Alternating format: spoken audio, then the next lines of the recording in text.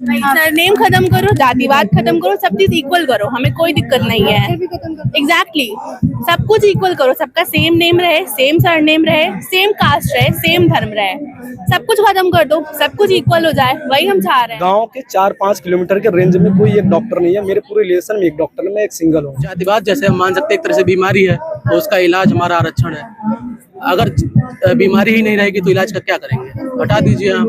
0 number पे सीटें मिली हैं, मोस्ट ऑफ द सीटें जो हैं वो जनरल कैटेगरी को मिली हैं। सिर्फ एक बार -40 सीट पे एक बच्चे ने, जनरल SC ST के बच्चे ने उठा ली, तो उस पे पूरे देश में हंगामा हो गया। जो पिछले 10 सालों से 0 नंबर पे सीटें जनरल कैटेगरी के लोग उठा रहे हैं, उस पे इतनी आवाज क्यों नहीं उठी? 168 सीटें कम होंगी, उसका मतलब ये नहीं होता कि मतलब केवल उन बच्चों को रिजर्वेशन मिल जाएगा। सामाजिक उत्थान के लिए चीजें थी, केवल मेडिकल कॉलेज इसलिए नहीं था कि मेडिकल कॉलेज बना दिया गया, उससे ये था कि एक समानता का अधिकार मिलेगा उस समाज के लोगों को जो पिछड़ चुके हैं। रूम लेने जाओ, पूछते क्या नाम है, भैया नाम है, पूरा नाम बताओ, मतलब पूरा नाम का मतलब क्या हुआ? जात जानना, और जात बताने पे नहीं, रूम नहीं खाली है, ये कौन सी बात होती है? जैसे फैमिली का मैं ही सबसे पहला डॉक्टर हूँ, अपने पूरा मेरी फैमिली में बैकग्राउंड में कोई डॉक्टर नहीं है, तो मेरे से प्रेरित होकर मेरे आने वाले जो मतलब कजन्स हैं उन्होंने भी ट्राई किया। केवल एक सीट का बात नहीं है, ये एक समुदाय का बात है, ये एक होल कम्युनिटी का बात है। आप देख रहे हैं सम्यक इंडिया टीवी। सभी साथियों को जय भीम। आज मैं मौजूद हूँ इको गार्डन लखनऊ में। यहाँ पे क्योंकि कल ही अभी स्वतंत्रता दिवस मनाया गया पूरे देश में, 80 स्वतंत्रता दिवस मनाया गया इस देश में, लेकिन कहीं ना कहीं उस जो आज़ादी है वो कहीं ना कहीं इस देश के कुछ वर्ग के लिए अनछुई है। अभी पूरे तरीके से हम पूरा देश आज़ादी के जश्न में कल डूबा हुआ था, लेकिन ये स्टूडेंट यहाँ पे आज़ादी का जश्न देश में डूबा, लेकिन ये अपने हक अधिकार के लिए यहाँ पे मैदान में डटे हुए थे ये बच्चे। मेरे पीछे आप देख सकते हैं जो SC ST के जो बहन कुमारी मायावती जी की सरकार में जब उन्होंने जो है उत्तर प्रदेश के 4 मेडिकल कॉलेज, अम्बेडकर नगर, जालौन और Saharanpur, Kannauj medical college special component के थ्रू उन्होंने तैयार किया था, और कि जो SC ST के बच्चे हैं उनको स्पेशल यहाँ पे ट्रीटमेंट मिले, उनको आरक्षण है, उनकी सीटें हैं, 70% सीटें आरक्षण का उन्होंने प्रावधान दिया था कि बच्चे जो गरीब तबके से बच्चा आ रहा है वो इन सरकारी मेडिकल कॉलेजों में पढ़ाई करेगा, डॉक्टर बनेगा, एक अच्छा भविष्य इस देश का बनकर उभरेगा। लेकिन 2025 में ऐसी खबर आई कि वहाँ पे उनकी सीटों को, आरक्षण को लेकर कटौती की जा रही है, और इनकी जो MBBS की सीटें हैं वहाँ पे जनरल को उसके अंदर किया जा रहा है। इस बात को लेकर इन बच्चों ने, जो मुख्यमंत्री है योगी आदित्यनाथ, उनको ज्ञापन भी दिया था, लेकिन उसका कुछ भी उसका निवारण नहीं हुआ। तब जाके ये बच्चे अभी 1 हफ्ते से लगातार, ये आप मेरे पीछे देख सकते हैं, ये मैदान में लगातार प्रोटेस्ट कर रहे हैं, अपनी मांगों को लेकर लगातार प्रोटेस्ट कर रहे हैं। जो स्पेशल कंपोनेंट के थ्रू जो आरक्षण और उनकी सीटों को, तो उनको बचाने को लेकर ये स्टूडेंट यहाँ पे प्रोटेस्ट कर रहे हैं, लगातार सरकार को अपनी बात कह रहे हैं, और उन्होंने मुख्यमंत्री योगी आदित्यनाथ को ज्ञापन भी दिया, हर स्तर पर उन्होंने प्रयास किया, लेकिन अभी तक मुझे लगता है अभी तक ऐसा कोई इनको आश्वासन नहीं मिला है। इसीलिए आज ये फिर बड़े पैमाने पर यहाँ पर प्रदर्शन कर रहे हैं। तो मैं बच्चों से बात करूंगी और जानूंगी कि जो ज्ञापन लगातार वो देते रहे हैं, क्या इस शासन प्रशासन में अभी तक कुछ उनकी प्रॉब्लम रिजॉल्व हुई है? ना मैं जी विशाल गौतम नाम है मेरा। कहाँ से आप? जौनपुर से हूँ मैं। मेडिकल कॉलेज कौन सा? GSP medical college. क्या कुछ मांगे हैं? मेरा SCP के तहत जो 4 मेडिकल कॉलेज बने हैं जहाँ पे 70% आरक्षण है, उनको हमको मेंटेन रखना चाहिए। SCP को हमको बचाना है, जो SCP हट रहा है उसको हमको मेंटेन कर रहा है। आप क्या कहेंगे? यही है मैम कि जो हमारे अधिकार हैं वो हम लेकर रहेंगे मैम। ऐसा है कि जो हमारे कोटे से चल रहा है हम उसको दूसरे को क्यों दें? हमारे जो जूनियर्स आ रहे हैं उनको भी पढ़ने के लिए हमारा पैसा हम यूज करेंगे, हमारा अधिकार है, हम अधिकार अपना लेकर रहेंगे मैम। बस अभी क्या कुछ किया है? अभी तो मैम यही ये चल रहा है मैम, जो चल रहा है, फिर उसके बाद अभी इसके आगे देखते हैं क्या होता है। हमारे सीनियर्स लगे हैं और उसके ऊपर वो बात करेंगे। किसी ज्ञापन वगैरह दिया? हाँ नहीं, हम लोगों ने ज्ञापन दिया है, कई सारे नेताओं से मिला है, कई सारे पार्टी के नेताओं से मिले हैं, कानपुर में मिले हैं, और यहाँ लखनऊ में आके भी हम लोग मिले हैं, कई सीनियर नेताओं से मिला है। तो उन्होंने कहा है कि ठीक है हम आपकी आवाज़ उठाएंगे, लेकिन यही है कि उन्होंने बस एक तरह से ढांढस बंधाया है हमें। ज्ञापन ले लिया, हम अपने समाज के नेताओं से भी मिले हैं, लेकिन वही हुआ है कि वो बस नाम के हमारे समाज के नेता हैं, हमारे मुद्दे नहीं उठा रहे हैं, वो समाज के नहीं, वो किसी पार्टी के लिए ही काम कर रहे हैं। टारगेट किसकी तरफ कर रहे हैं? टारगेट किसी की तरफ नहीं है, पार्टिकुलर किसी के लिए टारगेट नहीं है, ये सबके लिए ही है कि अगर आप समाज से जीत कर आते हैं तो आप समाज की चीजें उठाइए, आप किसी पार्टी में जाके किसी गुलाम मत बनिए। हम भी आपकी समाज के, हम भी अपने लिए नहीं लड़ रहे हैं, हमें तो मिल गई सीटें, हम आने वाली जनरेशन के लिए लड़ रहे हैं। हम वहाँ पे अपनी पोस्टिंग छोड़ के आ रहे हैं, अपनी क्लासेस छोड़ के आ रहे हैं, तो आने वाली जनरेशन के लिए आके छोड़ के आ रहे हैं।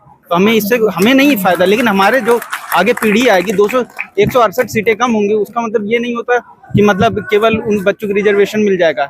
सामाजिक उत्थान के लिए चीजें थी, केवल मेडिकल कॉलेज इसलिए नहीं था कि मेडिकल कॉलेज बना दिया गया, उससे ये था कि एक समानता का अधिकार मिलेगा उस समाज के लोगों को जो पिछड़ चुके हैं। क्या नाम है आप? मेरा नाम डॉक्टर अमन कुमार है, मैं MBBS intern government medical college Kannauj से हूँ। कन्नौज से? हाँ, कन्नौज से हैं। कन्नौज में क्या कैसा वहाँ का माहौल है? और SC/ST के जो बच्चे हैं, क्योंकि जनरल के भी हैं वहाँ पे, तो कैसा कॉम्बिनेशन? नहीं, कॉम्बिनेशन अच्छा है, माहौल अच्छा है वहाँ का। हम लोग का अभी तक 2025 तक वहाँ पे रिजर्वेशन यही तक 70% सीटें थी। तो अभी हाई कोर्ट का जो वर्डिक्ट आया है उसमें 21% इस साल काउंसलिंग करने का वो किया गया है। उसी के लिए हमारी लड़ाई है और आगे भी जारी रहेगी जब तक हम इसे ले नहीं लेंगे। क्या नाम है आप? मेरा नाम डॉक्टर अंकुर कुमार है, मैं भी इंटर्न हूँ JMC कन्नौज से ही। अच्छा, ये बताइए कि मुख्यमंत्री को ज्ञापन सौंपा गया, कुछ उसका मतलब उनकी तरफ से कुछ ऐसा कुछ मिला है? बस उन्होंने तभी तक आश्वासन नहीं दिया, अभी तक कोई उनके तरफ से देखने को नहीं मिला है। बस आश्वासन नहीं दिया कि हाँ हम कुछ करेंगे, लेकिन अभी तक कुछ हुआ नहीं है।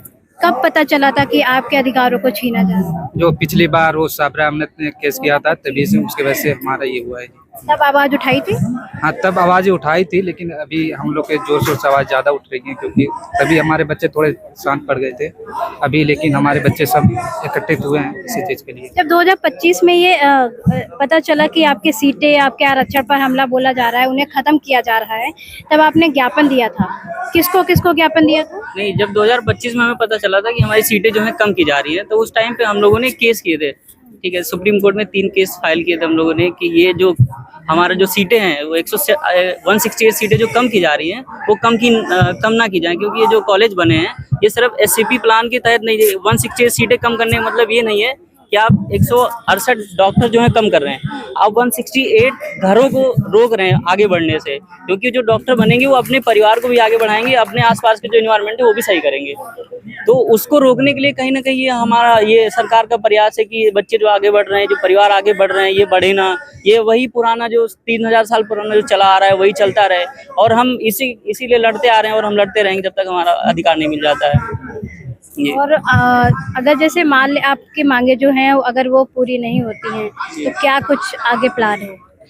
जी, हम चाहते हैं कि मुख्यमंत्री जी योगी आदित्यनाथ जी हमारी बातें सुने, क्योंकि हम किसी का अधिकार तो मांग नहीं रहे, हम अपना ही अधिकार मांग रहे हैं ना। जो हमारा अभी तक 2006 से चला आ रहा है, हम उसी को चाहते हैं कि आगे बढ़ता रहे। और इसके तहत जो स्पेशल कॉलेज जो बने हैं उसके लिए कोई स्पेशल कानून पास हो, जिससे ये कॉलेज आगे आने वाली जो भी सरकारें हों वो सरकारें इस पे कुछ मतलब दखल ना डाल सके, और ये जो सीटें हैं ये कभी कम ना हो।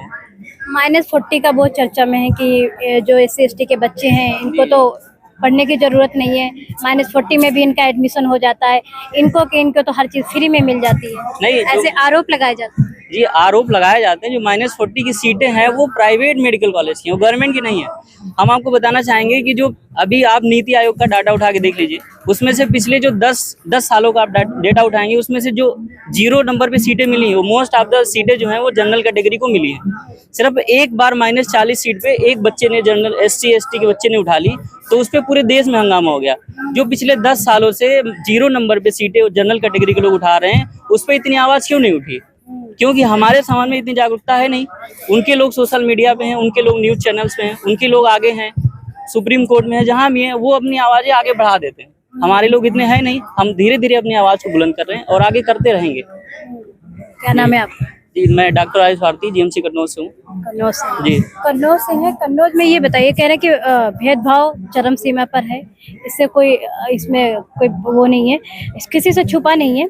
हर मेडिकल कॉलेज में मैं ऐसे देख रही थी, वीडियो भी देखती हूँ, ऐसे लोग जो मतलब बेबाक हैं, चाहे गर्ल्स हो चाहे बॉयज हो, बेबाक हैं, जो अपनी बात रखना चाहते हैं, वो उनके साथ किसी तरीके का अगर भेदभाव होता है मेडिकलों में, सीनियर के साथ होता है या समर जो समाज के स्टूडेंट आते हैं वो भेदभाव करते हैं, कभी ऐसा वहाँ पे माहौल मिला देखने? जी, अदर मेडिकल कॉलेज में ऐसा माहौल हो सकता है, लेकिन हमारे यहाँ जैसा कि आपको पता होगा 70% जो बच्चे हैं वो हमारी ही कैटेगरी से बिलोंग करते हैं, तो उनकी इतनी हिम्मत नहीं हो सकती है कि हमको वो बुल कर सके, बुली सब मतलब पीछे से उंगली करें कि हाँ तुमको आगे नहीं जाने देंगे, कुछ ना कहीं फंसाते रहेंगे। ऐसा अभी तक हम लोग के साथ हुआ नहीं, और हम चाहते हैं कि अगर अदर मेडिकल कॉलेज में जो हमारे बच्चे हैं उनके साथ भी ऐसा ना हो। और ये जो रैगिंग इसकी जो नींव रखी गई थी वो इसीलिए रखी गई थी कि ऐसा कुछ जो SC/ST के बच्चे हैं अदर जगह फेस करते हैं, वहाँ पे ऐसा ना फेस करें, इनको फुल फ्रीडम के साथ पूरी जो उनकी मानसिकता है वो पूरी पढ़ाई में लगनी चाहिए, उनको मेंटली डिस्टर्बेंस ना हो।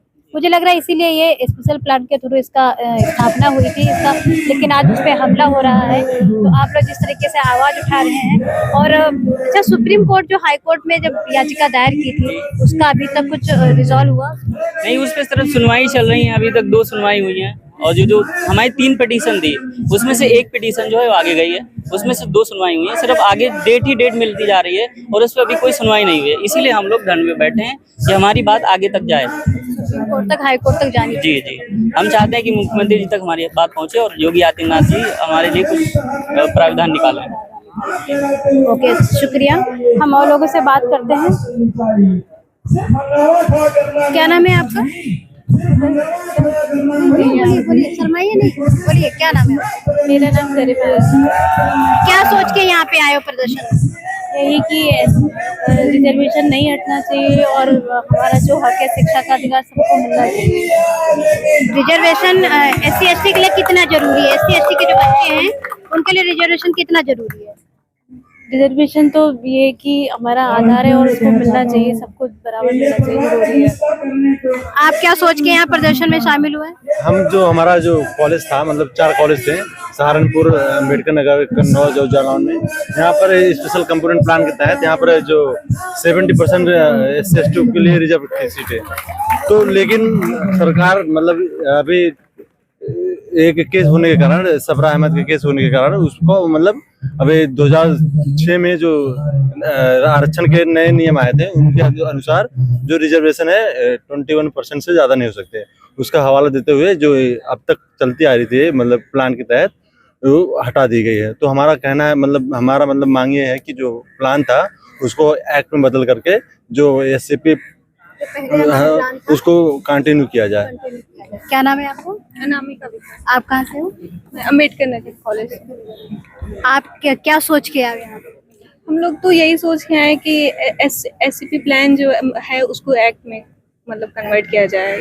अच्छा, एक्ट, उन्होंने कहा कि एक्ट में कन्वर्ट किया जाए। एक्ट के लिए कभी कोशिश की गई कि इस पर भी एक्ट बनना चाहिए?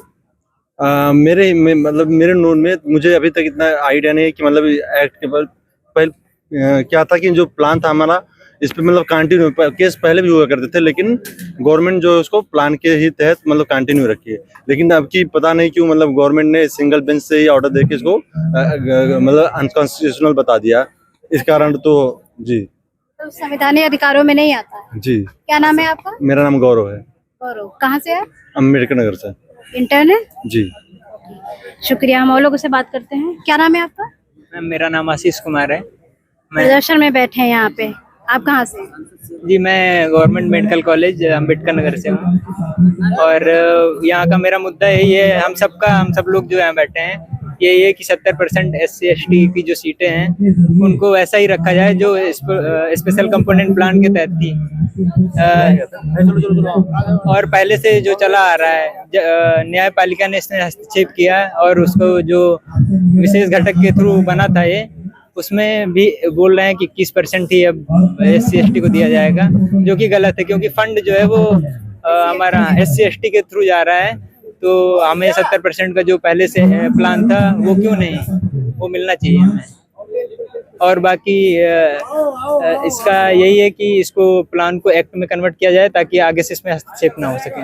अच्छा, एक्ट में मैंने वहाँ भी मैडम से भी बात किया और एक डॉक्टर से और बात किया, एक्ट में कन्वर्ट किया जाए, एक्ट में कन्वर्ट किया जाए, इसके लिए कुछ प्रोसेस होती है, प्रावधान होता है, तो उस पर प्रक्रिया उसका स्टार्ट हुआ कुछ? नहीं, उसी के लिए हम लोग यहाँ बैठे हैं कि प्लान को विधेयक में मतलब ये तो अब हमारी विधानसभा से ही हो सकता है कि विधायक लोग जो हैं इसको पास करें, इसकी सदन में इसकी बात उठे, वो होगा तभी ये कन्वर्ट हो सकता है। बाकी इसमें अभी यही है कि अभी न्यायपालिका के अंडर ये अभी केस चल रहा है, इसलिए तो इसमें यही है कि जब तक अभी सुनवाई हुई नहीं है, पिटीशन पड़ी हुई है और डेट मिल नहीं रही है। हाँ, सुनवाई हो नहीं रही, सुनवाई हुई नहीं इस पे। हाँ, ये स्थिति है। और मैं आगे बात करूंगी। आपके हाथ में माननीय कांसीराम साहब की तस्वीर है, क्या नाम है? महेंद्र प्रताप गौतम। कहाँ से है? मैं जौनपुर से हूँ। Medical college? नहीं, मैं इंजीनियरिंग का छात्र हूँ। ये मेरा दोस्त है, मैं यहीं लखनऊ में। मतलब दोस्त का समर्थन देना है? हाँ, दोस्त का समर्थन देने के लिए। ये यहाँ पे MBBS और जो फार्मेसी के भी हैं, इंजीनियर भी हैं, हर उसके डिपार्टमेंट के जो हैं छात्र यहाँ पे। जैसे कि मैं इंजीनियरिंग का छात्र हूँ, ये जो मुद्दा है ये मुझे डायरेक्टली इफेक्ट नहीं करता है, पर मैं मतलब साथ दोस्त, हाँ, समर्थन। माननीय कांसीराम साहब की तस्वीर आपके यहाँ, जी, क्या कुछ कहेंगे? ये जो हमारे जो मान्यवर कांसीराम जी हैं, ये हमेशा सम्मान के लिए और न्याय के लिए लड़े हैं। उन्हीं के कर कदमों पर हम लोग चलने वाले हैं। और यह जो SCP का जो मुद्दा है, मेडिकल कॉलेजों में जो है रिजर्वेशन जो हटाया गया है, उसकी बहाली के लिए ये जो मुद्दा चल रहा है, उसकी बहाली के लिए किया गया है। क्या नाम है आपका? क्या अपना नाम बताइए। मेरा नाम अनुराग है, मैं अम्बेडकर नगर कॉलेज से हूँ जी। महामाया राजकीय एलोपैथिक मेडिकल कॉलेज का मैं छात्र हूँ। क्या कुछ कहेंगे आज के प्रदर्शन? आज के प्रदर्शन के बारे में मैं ये कहना चाहूँगा कि जैसा कि मैम आप लगभग सभी बच्चों से आप पूछ ही चुकी हैं, तो मुझे लगता है कि आप जो कोर मुद्दा है उसको तो आप जानती होगी, तो मैम उसी के विषय में। आपके दिमाग में क्या चल रहा है? यहाँ पे जो प्रदर्शन में बैठे हैं, तो क्या कुछ विजन होगा ना, कि कोई कुछ आप सोच के आए हैं? जी मैम, हमारा विजन मैम क्लियर है कि ये जो हटाया गया है, ये SCP के जो अगेंस्ट जो हटाया गया है, ये उसे मैम वापस लाया जाए मैम, सिंपल है। यही हमारी मांग है। वापस नहीं आता है तो किसका क्या नुकसान होगा? मैम नुकसान होगा कि लगभग मैम प्रतिवर्ष लगभग 200 बच्चे जो हमारे समुदाय के जो SC और ST है, उन्हें सीट नहीं मिलेगी। हमारा समाज मतलब उसे नुकसान होगा, वो पीछे जाएगा। प्रतिवर्ष अगर हर साल 200 हैं तो अगले 5 साल में 1000 बच्चे, 1000 परिवार। और कई गांव अभी है ना, वो काफी ज्यादा हैं पिछड़े। जैसा कि हम सब जो मतलब कि हम सब जो पॉश इलाके में आते हैं, वो ये सब बातें नहीं समझ पाएंगे। लेकिन ग्राउंड रियलिटी है कि अभी भी जातिवाद है। कई गांव, कई क्षेत्र, कई इलाके हैं ऐसे जिन्हें की इसकी जरूरत है। अब ये सब बातें मतलब सबके समझ में नहीं आएंगी, लेकिन ये सब बातें हैं। फील कर रहा है, जिसके साथ गुजर रही है, वही बता। वही पर तो इसलिए ये जरूरी है। मतलब हर साल 200 बच्चे, ये एक बच्चा MBBS बनेगा, वो अपने पूरे गांव का भविष्य तय करेगा, अपने परिवार का भविष्य तय करेगा, अपने गांव का, अपने समुदाय का, अपने जो जितने भी रिश्तेदार हैं सब। मैं अपने फैमिली का पहला डॉक्टर हूँ और मुझसे प्रेरित होकर जहाँ तक लगता है कि मेरे गांव में मेरे तैयारी में लगे जिन्हें मतलब कि इसका आइडिया में नहीं था, वो भी अब धीरे धीरे आगे बढ़ रहे हैं। इसके लिए अब आगे आ रहे हैं और लोग अपने बच्चों को पढ़ा रहे हैं। तो ये जरूरी है। ये केवल एक सीट का बात नहीं है, ये एक समुदाय का बात है, ये एक होल कम्युनिटी का बात है। इसे मतलब जो वही लोग समझ सकते हैं जो इसे फेस किए हों या फिर जो ऐसी कम्युनिटी में रहे हों, वही इसकी उपयोगिता समझ सकते हैं। तो बाकी लोगों के लिए ये तो बस एक सामान्य सा एक प्रदर्शन है कि कुछ खाली बच्चे हैं बैठे हैं। बहुत बड़ी बात कही आपने, बहुत शुक्रिया। क्या नाम है आप? जी मैम, मेरा नाम साहिल सिंह है। हाथ में आपकी तस्वीर है महानायक की। जी मैम, बाबा साहब की तस्वीर है मैम। क्या कहेंगे पहले इनके बारे में? मैम, इनके बारे में जितना बताया जाए उतना ही कम है। ये तो बस ये थे कि इन्होंने सबके लिए किया, पर ये इनको बस दलितों का नेता ही क्या के रोक दिया जाता है। कहीं ना कहीं इन्होंने हम सबके लिए किया, महिलाओं के लिए सबसे ज़्यादा किया। पर अभी भी हिंदू कोड बिल के बारे में ज़्यादातर महिलाएं नहीं जानती हैं उस चीज़ के बारे में कि कैसे उनको हक मिला हर चीज़ का। तो इसके लिए जी आप MBBS जी मैम MBBS 21 बैच इंटर्न किस कॉलेज से? अम्बेडकर नगर अम्बेडकर हमारे। अच्छा, क्या नाम बताया? साहिल सिंह। साहिल, ये बताइए कि जैसे अभी भाई साहब से बात हुई तो उन्होंने कहा कि जैसे अगर ये प्रावधान जिस वजह से, जिस मांगों की वजह से आप लोग यहाँ पे इस गर्मी बरसात में डटे हुए हैं, अपनी मांगे शासन प्रशासन सुप्रीम कोर्ट हाई कोर्ट तक पहुँचा रहे हैं, अगर ये रिजॉल्व नहीं होती है आपकी समस्या तो इसका असर कितना पड़ेगा? अब इसका असर अभी तो नहीं दिखेगा लोगों को, बट कुछ 5-10 सालों में इसका बहुत बड़ा इम्पैक्ट दिखने को मिलेगा हमें कि बहुत ज़्यादा बच्चे, अब नंबर्स में हम कुछ भी हो सकते हैं बट नंबर्स बहुत ह्यूज है, इसकी वजह से बहुत ज़्यादा लॉस होने वाला है हमारी कम्युनिटी को, स्पेशली वो कम्युनिटी जो इतनी मार्जिनलाइज है कि उसके पास फाइनेंशियल बैकअप भी नहीं है कि वो प्राइवेट में जा सके, इवन BSc MSc भी नहीं कर सकते हैं वो लोग। तो इस वजह से बहुत ज़्यादा एक बड़ा इम्पैक्ट पड़ेगा कि MBBS तो चलिए ठीक है, उनके लिए एक बड़ी बात हो गई, बट इवन BSc MSc के लिए भी नहीं है लोगों के पास पैसे, वो एकदम प्राइवेट जॉब कर रहे हैं 15-20 हज़ार की, उनका क्या होगा, है ना। उनके पास जो हम गवर्नमेंट कहती है कि हम फ्री में देंगे, अभी कल ही बात हुई, कहा गया रेड फोर्ट से कि कॉम्पिटिटिव एग्जाम के लिए होगा, बट सिर्फ कॉम्पिटिटिव एग्जाम की बात नहीं है, बात यह है कि जब बच्चा बचपन से ही नहीं पढ़ा है तो कैसे हम कॉम्पिटिटिव एग्जाम में बोल के सिर्फ उसको इतना कह सकते हैं कि अब वो कम्पीट कर सकता है ऐसे से जो इंग्लिश मीडियम CBSE ICSE से आ रहे हैं, मतलब we can't compete with them because India का एजुकेशन जारी रहे, अब किस लेवल पे जा रहा है ना। जहाँ पे छोटे छोटे इस समय सावन चल रहा है, कावड़ यात्रा चल रही है, जहाँ पे स्कूलों को खुला रहना चाहिए, बच्चों को पढ़ाई करनी चाहिए, उस समय छोटे छोटे बच्चों को मैं देख रही हूँ कावड़ यात्रा लेके जा रहे हैं। तो ऐसा भविष्य जो वो सबसे ज्यादा उसमें गरीब बच्चा है, SC ST का OBC का बच्चा है, तो ऐसे में वो बच्चा कैसे अपना भविष्य लिखेगा जब उसे स्कूल जाना चाहिए, उस समय उसके सड़कों पे घुमाया जा रहा है। जी मैम, वो बस ये बात आ जाती है पेरेंटिंग का, और ऑल्सो डिपेंड कि मैम किस तरीके की सोशल कम्युनिटी वहाँ पे बिलोंग कर रही है। अगर वहाँ पे आशा या कोई भी है जो वहाँ पे एकदम ग्राउंड लेवल पे नहीं अच्छे से बता पा रहा है लोगों को कि क्या ज़रूरी है बच्चों के लिए, तो ऑब्वियसली बात है बच्चा कभी जान ही नहीं पाएगा कि एजुकेशन कितना बड़ा इम्पैक्ट है उसके लिए। बस ये रह जाएगा कि मंदिर में जाइए, भगवान की पूजा कर सकते, मतलब अच्छी बात है, जो कर रहा है जिसको आस्था है, जिनको आस्था है वो कर सकता है, उसमें कोई गलत बात नहीं है। पर हाँ, आपको अपने भविष्य वो पढ़ाई लिखाई नहीं कर पाएगा तो हो सकता है कोई भी उसे मंदिर बनाने के नाम पे वोट भी मांग सकता है, और भी बहुत सी चीजें हो सकती हैं। जी मांग रहे हैं। बाबा साहब ने रास्ता शिक्षा का दिखाया जी, इसको मूल मंत्र तो आप जानते हो। जी मैम। बहुत शुक्रिया। क्या नाम है आपका? मेरा नाम विजय कुमार। हाथ में आपके जानते हो कौन है? जी मैम। क्या नाम है? मैं बोलिए शादी में क्या इनके बारे में कुछ जानते हैं? इनके बारे में बताना चाहते हैं, इसी महिलाओं को पहले पढ़ने का अधिकार नहीं था, तो उन्होंने जो अपनी पहले महिलाओं अपने पत्नी को जो है शिक्षा के लिए जो है 1842 में सबसे पहले उन्होंने विद्यालय खोला ताकि महिलाएं पढ़ लिख सकें। बाकी ये कहना, जो लोग आरक्षण खत्म करने की बात कर रहे हैं उनसे यही कहना चाहता हूँ, ये जात खत्म करने की बात क्यों नहीं करते? पहले तो जात यही है, उनको सीधे यही कहना चाहता हूँ, आप जात खत्म करो और अच्छा अपने आप खत्म हो जाएगा। तो और आरक्षण इसलिए लाया गया था ताकि लोगों को समानता का अधिकार मिल सके। तो यही कहना चाहता हूँ, आप जात खत्म कर दो और अच्छा अपने आप लोग खत्म हो जाएगा। बाकी जैसे लोग कहते हैं आरक्षण है कहाँ नहीं, हर जगह आरक्षण है, ट्रेनों में है, बाकी और स्पोर्ट में हर जगह आरक्षण है। यही ये एजुकेशन में क्यों दिक्कत उनको है? बाकी जैसे देखा जाए, लोग आज की डेट में किसी के पास 100 बीघा जमीन है, 400 बीघा जमीन है, अभी तो एक आरक्षण ही तो है, उसको जो भूमिहीन जो है जिनके पास जमीन ही नहीं है उनको डिवाइड की जाए, सबको सरकार दे, तब तो समानता जाके आएगी। ये तो है नहीं केवल यहाँ खत्म करने समानता आ जाएगी। सही है। क्या नाम है आपका? आस्था, अम्बेडकर नगर मेडिकल कॉलेज से।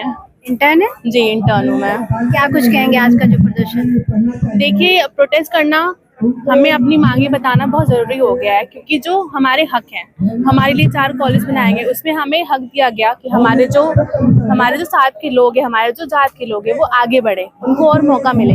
लेकिन ऐसा नहीं हो रहा है, वो सीटें फिर से 21% पे हम पे कर दिया गया है। ऐसे जो हमारे साथ के जो लोग हैं, हमारे बच्चे हैं, वो पीछे रह जाएंगे। आज तो 2 साल 4 साल में कुछ फर्क नहीं पता चलेगा, 10 साल हो गए, 15 साल हो गए, ये चीज़ें एक प्रॉपर एक वर्ग जो रहेगा, एक समाज जो हमारे जात के लोग SC ST, ये प्रॉपर पीछे हो जाएंगे, अपने बैकग्राउंड से बहुत ज़्यादा बैकअप हो जाएंगे। फिर जो इक्वालिटी की बात हो रही है वो तो हो ही नहीं पाएगी। इसके लिए हमें ये लड़ना बहुत ज़रूरी, अपना हक लेना बहुत ज़रूरी है। डॉक्टर साहब ने कहा कि रिजर्वेशन जो होता है वो SC ST के लिए रीढ़ की हड्डी का काम करता है। अगर वो हट जाता है तो उसका इम्पैक्ट कितना पड़ेगा? देखिए जैसे एक प्रॉपर वर्ग है, जैसे जनरल ले लीजिए, उनको बहुत सालों से प्रिविलेज मिल रहा है, उनके घर, उनके बाबा दादा सबको प्रॉपर एजुकेशन दिया गया है, और जो हमारे वर्ग है उनको इस एक्ट के तहत ज़्यादा चांसेस मिल रहे हैं। अगर वो चीज़ हट गई तो जो और लोग हैं उनको मौका नहीं मिल पाएगा आगे बढ़ने का, तो उस चिकन भाई हम हमेशा फिर पीछे ही रह जाएंगे। जातिवाद पहले खत्म करो फिर आरक्षण। हाँ, अगर वो हो पाए तो सही बात है, लेकिन वो प्रैक्टिकली इम्पॉसिबल है जो ऐसा यहाँ पे देखने को मिल रहा है। जैसे आजकल आज के डेट में देखा जाए, हर कोई अपने नाम के पीछे सरनेम लगा के घूमता है। इसका क्या मतलब? जातिवादी तो है, हर कोई अपने नाम के पीछे भारतीय लगा के घूमे तो समझ में आए। सरनेम खत्म करो, जातिवाद खत्म करो, सब चीज इक्वल करो, हमें कोई दिक्कत नहीं है। एग्जैक्टली, सब कुछ इक्वल करो, सबका सेम नेम रहे, सेम सरनेम रहे, सेम कास्ट रहे, सेम धर्म रहे, सब कुछ खत्म कर दो, सब कुछ इक्वल हो जाए, वही हम चाह रहे हैं। We want equality. जैसा आपने अभी कहा कि जातिवाद हटाएं, आरक्षण। जातिवाद जैसे हम मान सकते हैं एक तरह से बीमारी है, तो उसका इलाज हमारा आरक्षण है। अगर बीमारी ही नहीं रहेगी तो इलाज का क्या करेंगे? हटा दीजिए आप, और क्या। बहुत बड़ी बात थी, बहुत बड़ी। कभी फेस किया आपने घर से लेके कॉलेज? ऐसा नहीं, मैंने फेस किया है। लखनऊ में रूम लेने गए 2-3 बार रूम नहीं मिला है। हाँ, जब क्या कुछ हुआ? नहीं, जब रूम लेने जाओ पूछते क्या नाम है, भैया नाम है, पूरा नाम बताओ। मतलब पूरा नाम का मतलब क्या हुआ? जात जानना, और जात बताने पे नहीं, रूम नहीं खाली है। ये कौन सी बात होती है? 2-3 जगह ऐसा हुआ है। ऐसा फेस होता, कभी फेस हुआ मेरे साथ? जी जरूर। जब मैं 12th क्लास में पढ़ता था तो उन्होंने सिर्फ जाति के नाम पर मेरे से कमरा खाली करवाया था। अच्छा, कहाँ की बात है? जो अपने होम टाउन में जब मैं रहता था वहाँ के पीलीभीत। तो एक मेंटल हैरासमेंट भी तो होता है एक तरीके से। अब क्या ही किया जाए, इसमें क्या कर सकते हैं? वो उनका घर था, उनकी मर्जी थी, खाली करवा दिया तो खाली कर दिया। ये बड़ी बात है ना, हमारे अधिकार है। एग्जैक्टली, जैसे मैंने ट्यूशन ज्वाइन किया था 11th। एग्जैक्टली, तो ट्यूशन मैंने ज्वाइन किया था, वो नॉर्मल लोकल मेरे घर के पास था। वहाँ पे मेरी जात का, मेरा सरनेम, मेरी नाम सुन के मुझे अलग बैठाया जा रहा था। मेरे दोस्त कम थे, नॉर्मल लोग मुझसे बात नहीं करते थे, फिर ये था कि हाँ इसका ये नाम है, इसको अलग बैठो। ये चीजें आज भी हो रही हैं, ऐसा नहीं चीजें नॉर्मल, चाहे कितनी बड़ी जगह हो चाहे कितनी छोटी जगह हो, चीजें हो रही हैं। बस कहीं एक पर्टिकुलर जगह पे वो चीज सामने आ रही है, ऐसा नहीं चीजें खत्म हो गई हैं। तो जो फेस कर रहा है ये वही जानता है। क्या नाम है? जी मेरा नाम डॉक्टर चर्चिल है। मैं GMC अम्बेडकर नगर से हूँ। देखिए, मेरा जो मेन मोटिव है, ये जैसे सबको पता है कि स्पेशल कंपोनेंट प्लान के तहत ये सब चालू किया गया था। तो इसमें जो हमारे जितने भी 4 मेडिकल कॉलेजेस हैं, कन्नौज, अम्बेडकर नगर, जालौन और सहारनपुर, तो ये जो कॉलेजेस हैं ये हमारे अदर कॉलेज से पहले तो अलग है, ऑर्डिनरी कॉलेजेस में नहीं आते हैं, क्योंकि हमारे स्पेशल फंड से बने हैं। भाई जो हमारी जो सरकार है मायावती जी की, उन्होंने इनको स्टार्ट किया गया था। तो जब ये हमारे उन कॉलेज से नहीं, तो हम उनको इस कॉलेज से कंपेयर नहीं कर सकते हैं, क्योंकि इसमें 70% SC ST के बच्चों का आरक्षण है। तो अभी ये आरक्षण रखा इसलिए गया था कि हमारे समाज के जो बच्चे हैं उनका बैकग्राउंड अच्छा नहीं होता है। सबको पता है कि प्राइवेट में इतनी फीस अफोर्ड नहीं कर, मैं कोई अफोर्ड नहीं कर सकता है। और जैसे हमारे खुद के पेरेंट्स इतने अच्छे मतलब बैकग्राउंड नहीं रहा है, जैसे कोई खेती बाड़ी से कोई कुछ करता है, तो इसलिए इस चीज को रखा गया था कि हर साल 200 से 250 हमारे अपने समाज के बच्चे आगे बढ़ सकें। लेकिन अगर सरकार ये चीज ऐसा कर रही है, इस टाइम पे हमारे प्लान को कैंसिल करती है, तो हर साल 200 से 250 बच्चे हमारे छट जाएंगे, डॉक्टर्स, फ्यूचर डॉक्टर्स हमारे नहीं आएंगे। तो एक कहीं ना कहीं हमारे मतलब आरक्षण को तो खत्म कर रहे हैं, और ये हमारे बच्चों को पढ़ने से भी रोका जा रहा है, जो कि बहुत गलत है आज के टाइम पे। एक मतलब एक हमारा राइट है, right to education, right to speak, मतलब हर चीज से हमें खत्म किया जा रहा है। तो ये गलत है कहीं ना कहीं कि हमें यहाँ आके बैठना पड़ रहा है एज स्टूडेंट भी। इस टाइम पे ये भी बहुत गलत चीज है जी। हम अपना देखिए ड्यूटी अपना छोड़ के आए हैं, कुछ लोग अपने और भी काम थे, हमारे सीनियर्स लगे हैं, फैकल्टीज हैं, सब लोग आए हैं, अपना सब छोड़ के आए किसके लिए? हमारे आगे आने वाली पीढ़ी के लिए। देखिए हम लोग तो निकल गए हैं, हमारा देखिए इस टाइम पे कुछ प्रॉफिट नहीं है, बट मेरे आने वाली पीढ़ी के लिए बहुत बड़ी चीज है ये। क्योंकि अगर अभी आवाज नहीं उठाएंगे तो एक नियम बन जाएगा, और ये नियम चलता रहेगा। जो आने वाला भविष्य है, बच्चे हैं, वो करोड़ों की फीस, क्योंकि सबसे ज़्यादा SC ST गरीब कम्युनिटी से बिलोंग करता है, तो मुझे लगता है कि सब उसको इतने पास करोड़ों रुपए नहीं है जो प्राइवेट की फीस अफोर्ड कर सके या दे सके, तो अपना सपना जो है डॉक्टर बनने का सपना पूरा कर सके। आई थिंक जैसे फैमिली का मैं ही सबसे पहला डॉक्टर हूँ, अपने पूरा मेरी फैमिली में बैकग्राउंड में कोई डॉक्टर नहीं है, तो मेरे से प्रेरित होकर मेरे आने वाले जो मतलब कजन्स हैं उन्होंने भी ट्राई किया है, अब उनके भी मार्क्स ऐसे इसी रेंज में आए हैं। अब जिस कारण अगर ये सीट मैट्रिक्स हट जाता है हमारा, तो मेरे कजन्स नहीं आ पाएंगे, तो मेरे लिए तो बहुत नुकसान हुआ ना कि भाई मेरे ही फैमिली के बच्चे नहीं आ पा रहे हैं, क्योंकि 70% से हट के कोटा आ गया, हमारा सीधा 21% है। मतलब वापस से हमारे बच्चे इस कॉलेज में 15 आ रहे हैं, फंडिंग कर रही है हमारी ही गवर्नमेंट। आप ये समझिए जैसे कि आपके पापा आपको खिला रहे हैं, बट कल को कोई आपको रोक दे आके कहे कि ये आपको नहीं खिला सकते, कोई और बच्चे को, फिर आपको भी बुरा लगेगा ना कि हमारे बाप हमको ही नहीं संभाल पा रहा है। यही चीज होगी, बड़ी बात है, क्योंकि देखते हैं कि जैसे ये हाई सुप्रीम कोर्ट में इस समय कॉलेजियन सिस्टम जो चल रहा है, दादा का बेटा, बेटा का बेटा, ये प्रोसेस, लेकिन यहाँ पे मैं देख रही हूँ कि डॉक्टर्स हैं, इसमें ऐसे बच्चे हैं जो अपनी फैमिली से एक ऐसा बंदा है जो डॉक्टर की वहाँ पे MBBS करके डॉक्टर बना है, शायद वो अपने गांव में, अपने परिवार में, अपने रिश्तेदारों में अकेला ऐसा डॉक्टर है जो डॉक्टर बना है। राइट ना? क्या नाम है आपका? क्या नाम है? माई सेल्फ अभिषेक गौतम, कहाँ से? अम्बेडकर नगर से आया हूँ, MRMC अम्बेडकर नगर से।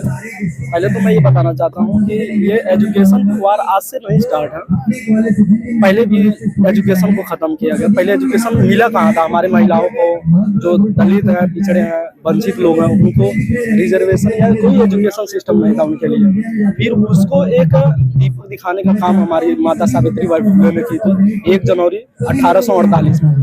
फिर जो ज्योतिबा फुले, बाबा साहब डॉक्टर BR अम्बेडकर उनको गुरु भी मानते थे, और उसी को आर्टिकल 46 में उन्होंने एक प्रावधान रखा, उनको अधिकार दिया एजुकेशन को लेके, जिसमें एजुकेशन एम्पावरमेंट अपलिफ्टिंग कर सके, जिसमें ST SC ST OBC को जिससे एजुकेशन उनको मिल सके इकोनॉमिक बेसिस पे या एजुकेशनल बेसिस पे। फिर उस आर्टिकल 46 के तहत सरकार जो होता है SCP लाती है, और SCP है क्या है? एक DPSP जैसे कहते हैं directive principle of state policy, एक प्रकार का प्लान है, पॉलिसी है, जिसके तहत होता क्या है कि स्टेट गवर्नमेंट अपने अनुसार उसमें जो भी अधिकार एजुकेशनल या इंस्टीट्यूशनल या जो भी इकोनॉमिकली चीजें हैं उसमें उनको भागीदारी दे सके, ज्यादा से ज्यादा फंड उनके लिए स्पेसिफिक फंड दे और उनको भागीदारी दे। तो उसके लिए 1979 टू 1980 उसमें SCP लाया गया। उसमें तहत ये किया गया कि 4 मेडिकल कॉलेज हैं, उनमें एक्चुअल में एजुकेशनल भागीदारी दिया है 70% रिजर्वेशन का। लेकिन अभी फिलहाल 2025 में एक सबरा अहमद करके एक फाइल FPIL वो होता है, उसमें सरकार के थ्रू जैसे वहाँ पर वो लोग ये जो विपक्ष वाले होते हैं वो लोग ये कहते हैं कि जो उत्तर प्रदेश रिजर्वेशन एक्ट 2006 के अनुसार जो है 21% रिजर्वेशन होना चाहिए, इन्हें 70% रिजर्वेशन क्यों दिया जा रहा है? तो वहाँ पर सरकार की दलील ये होती है कि उसमें जो SC जो SCP जो गाइडलाइन है उसके अनुसार इनको दिया गया है 70% उसमें, जिसमें 30% जो बच रहे हैं उसमें 15% OBC और 15% जनरल के लिए। फिर जो हाईकोर्ट के सिंगल बेंच ने कहा कि नहीं ऐसा नहीं है, उसने कहा फॉर हॉस्टल, लेकिन ऐसा नहीं है, विथ हॉस्टल है एजुकेशन फीस या with hostel, not for hostel या education fees.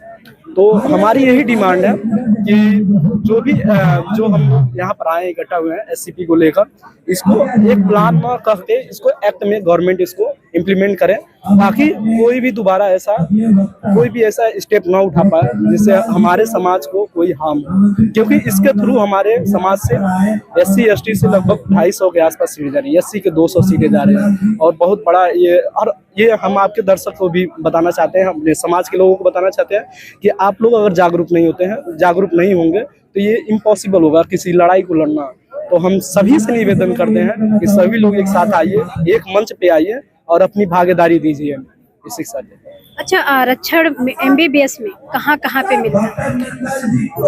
GMC Ambedkar Nagar, Saharanpur, Jalaun और कन्नौज। मैं एक प्रोसेस समझना चाहती हूँ, नीट के एग्जाम से लेके सीट अलॉटमेंट तक, क्लासेस तक, कहाँ पे कैसे इसका डिवाइडेशन होता है? नहीं, जैसे हम लोग नीट UG का हम लोग एग्जाम देते हैं, उसमें जैसे रैंक आते हैं, नंबर आते हैं, उसके अनुसार हम लोग काउंसलिंग कराते हैं। काउंसलिंग कराने के बाद हमको कॉलेज हम लोग अलॉट करते हैं। नीट में काउंसलिंग में तो आरक्षण का कोई प्रावधान नहीं है? नहीं, वहाँ काउंसलिंग में प्रावधान नहीं। हमें एक 4 मेडिकल कॉलेज जनरल बच्चों के साथ बीट करके वहाँ तक कंपटीशन करके जाते हो, तब वहाँ पे आप जी रिजर्वेशन है क्या, एक प्रकार का रिप्रेजेंटेशन है, ठीक है। तो इन्हें रिजर्वेशन ऐसे लगता है, इन लोगों को क्या बताना चाहते हैं कि खैरात है, लेकिन ये चीज गलत है। इट्स रिप्रेजेंट, मैं खुद अपना पर्सनल बता रहा हूँ, मैं अपनी गांव के 4-5 किलोमीटर के रेंज में कोई एक डॉक्टर नहीं है, मेरे पूरे रिलेशन में एक डॉक्टर है, मैं एक सिंगल हूँ। हाँ, और मेरे समाज को ये इम्पैक्ट पड़ा है, कोई पढ़ाई नहीं करता था हमारे समाज से, और आज के दौर में फाइनल ईयर हूँ, इंस्पायर होके लगभग सभी लोग पढ़ाई करना शुरू कर दिए हैं। मैं भी जाता हूँ, लोगों को मोटिवेट करता हूँ, तो ये एक्चुअल में रिजर्वेशन का फायदा। अच्छा, आपका सपना था डॉक्टर बनने का, मान लीजिए आपको सरकारी कॉलेज नहीं मिलता, तो क्या ऐसा कुछ पेरेंटिंग, आपके पेरेंट्स या फैमिली बैकग्राउंड ऐसा कुछ था कि आप प्राइवेट में फीस करोड़ों के अफोर्ड करके ऐसा सपना पूरा कर? नहीं, ऐसा इम्पॉसिबल है, क्योंकि हमारे पेरेंट्स फार्मिंग करते हैं। कुछ ऐसा नहीं है जिससे वो हमको सपोर्ट करे प्राइवेट, क्योंकि प्राइवेट की फीस है, आपको पता होगा, लगभग अप्रॉक्स 1 करोड़ रुपीज है। तो ये चीजें नहीं हो पाएगा। हम जिस -40 का जो इस समय गुनाह कर रहे हैं, रूमर फैल रहा है। -40 एक्चुअल में क्या है, बस रूमर फैलाते हैं लोग। एक्चुअल में क्या है, किस सीट पे हो रहा है, कौन सा सीट हो रहा है। प्राइवेट, अगर हॉस्पिटल, प्राइवेट जो कॉलेज है वहाँ पर अगर एससी के बच्चे वहाँ नहीं अलॉट होते हैं, तो वहाँ पर जो सीटें खाली होती हैं उसको अदर जो जनरल सीट में कन्वर्ट करके उसमें भरा जाता है, ना कि ये एक प्रकार का र्यूमर है। अच्छा, मान लीजिए आपकी सीटें हैं, मतलब 70% आरक्षण और सीटों का जो प्रावधान था स्पेशल कंपोनेंट प्लान के थ्रू, वो मैं आपसे समझना चाहती हूँ कि अगर आरक्षण भी कम कर दिया गया, उसका आधे से भी कम कर दिया गया, सीटें भी कम की जा रही हैं, उस सीटों को जनरल में कन्वर्ट किया जा रहा है, तो उसका इम्पैक्ट SC/ST के बच्चों पर कितना पड़ेगा? बिल्कुल बहुत बड़ा उसका इम्पैक्ट पड़ेगा, क्योंकि रिजर्वेशन जो 70% मिला है, एक रिप्रेजेंटेशन के लिए मिला है। अगर हमारे हर साल 200 बच्चे अगर नहीं जाते हैं SC के, तो मतलब फ्यूचर के 200 डॉक्टर पर ईयर नहीं बनेंगे। कहीं ये बहुत बड़ा नुकसान है, और हम आपके दर्शक को भी बताना चाहते हैं, आपको इस चीज़ के लिए जागरूक होना ही पड़ेगा। इसके लिए आप सभी को आगे आना पड़ेगा। अगर नहीं आते हैं, हम लोग तो सीट पा चुके हैं, लेकिन हम लोग की लड़ाई एक्चुअल में हम लोग की लड़ाई नहीं, हम लोग समाज को रिप्रेजेंट कर रहे हैं, इसलिए हम लोग यहाँ पर आए हैं। लेकिन आपका भी दायित्व होता है कि आप हमारे साथ जुड़े और इस मुहिम को आगे बढ़ाएं। आपके बच्चे के लिए हम लोग लड़ रहे हैं, एक फ्यूचर डॉक्टर के लिए लड़ रहे हैं, तो इसलिए आपको आगे बढ़ना। बहुत शुक्रिया हमसे बात करने के लिए। तो ये वो डॉक्टर्स हैं जो अपनी मांगों को लेकर, अपने हक को लेकर, अपने अधिकारों को लेकर यहाँ पे आज इस बरसात में, गर्मी में यहाँ पे बैठे हुए हैं, खुले आसमान के नीचे बैठे हुए हैं, इको गार्डन लखनऊ में, यहाँ पे अपनी मांगों को लेकर बैठे हुए हैं। यहाँ पे जितना मैंने बात किया उसमें कम से कम 90% डॉक्टर्स ऐसे हैं जो अपने घर से, अपने परिवार से, अपने रिश्तेदारों में, एक अकेला ऐसा लड़का है, अकेली ऐसी लड़की है, जो कुछ सिंगल ऐसे डॉक्टर हैं जो एक रास्ता बनाने का काम किया है। और ऐसे बच्चों को अगर सरकारी कॉलेजों में एक स्पेशल कंपोनेंट के थ्रू जो इनके लिए एक स्ट्रक्चर बनाया गया था, अगर उसमें भी मिलावट कर दी जाएगी, इनके हक को छीना जाएगा, तो ऐसे जो एक सिंगल डॉक्टर ने अपना सपना पूरा किया, इनको देखकर और भी घर परिवार के बच्चे इंस्पायर हुए हैं और उससे आगे अपने सपने को पूरा करने की कोशिश करें, तो शायद ऐसा ना हो पाएगा। शायद घर का एक सिंगल डॉक्टर का 0 डॉक्टर SC/ST की कम्युनिटी में पाया जाएगा। मेडिकल कॉलेजों में आप देख लो, सबसे कम फैकल्टी में भी देख लो, आपको सबसे कम जो है वहाँ का फैकल्टी आपको मिल जाएगा। SC/ST का कोई भी ऐसा प्रोफेसर होगा, डॉक्टर होगा या कोई HOD होगा, आपको SC/ST का बहुत कम ही मात्रा में आपको देखने को मिलेगा। लेकिन इस स्पेशल कंपोनेंट के थ्रू भी अगर ये डॉक्टर बन के जा रहे हैं, अपनी रिप्रेजेंटेशन को दे रहे हैं अलग अलग जगह पे, और एक स्वास्थ्य सेवाओं को आगे बढ़ा रहे हैं, अपना योगदान दे रहे हैं, इस देश को हेल्दी बनाने का जो योगदान दे रहे हैं, तो शायद ही नामुमकिन रहेगा, क्योंकि करोड़ों की फीस इतनी इनके, क्योंकि सबसे ज्यादा जो फार्मर पेरेंट्स हैं इनके मजदूर हैं, मजदूरी करके, किसानी करके अपने बच्चों को जो है पहुंचाते हैं वहां तक कि आप जाइए, पढ़ाई करिए, नीट की तैयारी करिए। और वहां पे करोड़ों की फीस नहीं है जो इनको प्राइवेट में एडमिशन करा के या इनको डॉक्टर बनाया जा सके। ऐसे बच्चे अपने आने वाले भविष्य को लेकर बैठे हैं। सरकार, शासन, प्रशासन और सुप्रीम कोर्ट और हाई कोर्ट को इनकी जो याचिका पड़ी है उस पर भी ध्यान देना चाहिए। जो सुप्रीम कोर्ट है, इनकी जो मांगे हैं उस पर एक बार फिर से गौर करना चाहिए और उसको फुलफिल करने की कोशिश करनी चाहिए। जो मुख्यमंत्री तक भी योगी आदित्यनाथ तक ज्ञापन लगातार देते रहे 2025 से, जब से ये मामला संज्ञान में आया है, लेकिन अभी तक इस पर कोई भी इनकी जो है प्रॉब्लम रिजॉल्व नहीं हुई है। तभी लेकर ये लगातार एक हफ्ते से आज धरना प्रदर्शन यहाँ तक लगातार कर रहे हैं। एक हफ्ता हो गया होगा लगातार। हाँ, लगभग एक हफ्ता। एक्चुअल में एक हफ्ता से ज्यादा हम लोग प्रोटेस्ट कर रहे हैं, अपने लेवल पे प्रोटेस्ट कर रहे थे, लेकिन इको गार्डन में पिछले संडे पे आए थे, अभी संडे पे आए हैं और आगे भी कंटिन्यू रहेगा। अगर हमारी सरकार बातें नहीं सुनती है बातें नहीं सुनती तो लगातार इनका प्रदर्शन जारी रहेगा। और इस प्रोटेस्ट को समर्थन देने के लिए तमाम जो ऐसे जो बहुजन समाज के संगठन हैं, जो high court Lucknow high court के अधिवक्तागण हैं, वो तमाम इस संगठन को समर्थन देने के लिए आए हैं। बाकी हम और लोगों से भी बात करेंगे और जानेंगे कि इस संगठन इस प्रोटेस्ट को लेकर उनका और क्या कुछ कहना है। बाकी देखना ये होगा कि इन जो बच्चों का इनका जो ये मांगे हैं वो कहाँ तक कब तक इनकी समस्याओं का समाधान होता है। शासन प्रशासन सरकार है, हाई कोर्ट है, सुप्रीम कोर्ट है, इनकी कब तक इनकी सुनवाई करती है, इनकी आवाज कब सुनी जाती है, देखना ये होगा। बने रहिए हमारे साथ, देखते रहिए समय की टीवी। शादी को दीजिए इजाजत। जय भीम।